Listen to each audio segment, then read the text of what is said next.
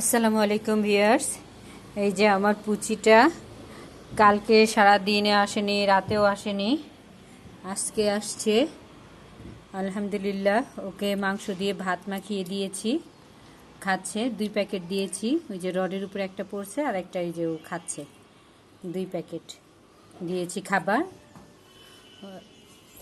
আশেপাশে আরও বিড়ালরা আছে, যদি ওরা খায় আলহামদুলিল্লাহ খেতে পারবে, সেই পরিমাণে ওদের খাবারটা দিয়েছি আমি। ওই যে তারপর ওইখানে আরেকটা বিড়াল, ওরা চাইলে খেতে পারবে। আর আমার পুচিকে দেখে আমার মনটা ভরে গেছে। আসলে আজকে অনেকটা ঠান্ডা পড়েছে, রোদ নেই বললেই চলে আর কি।